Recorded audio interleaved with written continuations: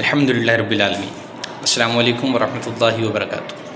امید کرتا ہوں آپ آباد عافیت سے ہوں گے۔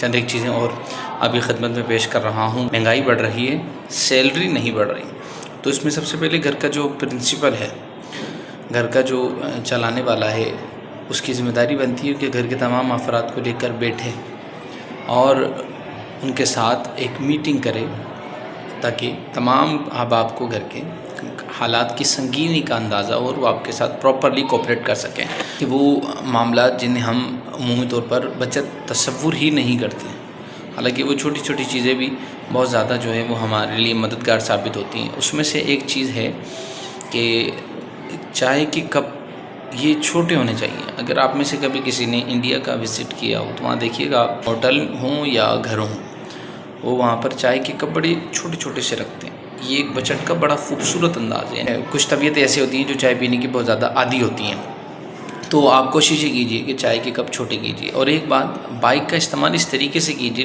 کہ اگر آپ مارکیٹ جا رہے ہیں تو اپنا روٹ اس طرح کا ترتیب کیجیے کہ ایک ہی چکر میں ایک ہی ساتھ جو ہے وہ تمام چیزوں کو کور کرتے ہوئے آئیں۔ ایسا نہ ہو کہ آگے جانے کے بعد یاد آیا آپ کو، ارے پیچھے والی دکان رہی گئی تھی۔ جب آپ اپنا روٹ گھر سے ہی طے کر کے جائیں گے کہ میں نے پہلے اس شاپ پہ جانا ہے، پھر اس شاپ پہ جانا ہے، پھر اس شاپ پہ جانا ہے، تو اس سے ایک تو آپ کا وقت بچے گا، دوسرا آپ کا فیول بچے گا۔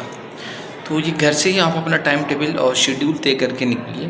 یہ ترقی کرنے کا بھی ایک بڑا بہترین فارمولہ ہے۔ اور دوسرا، یہ کم پیسوں میں آپ جو ہے وہ اپنی زندگی کو ایزیلی مینیج کر سکتے ہیں۔ اور ایک اور ضروری بات وہ یہ کہ ہمیں مشکلات میں پریشان نہیں ہونا، گھبرانا نہیں ہے۔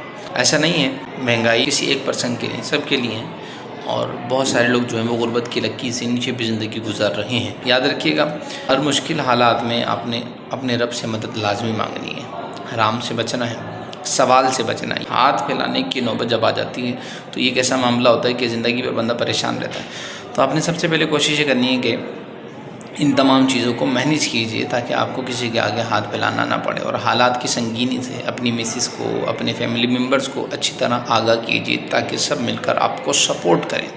اور پھر ایک اور بات کہ ایک وقت میں ایک ہی ڈش بنائیے۔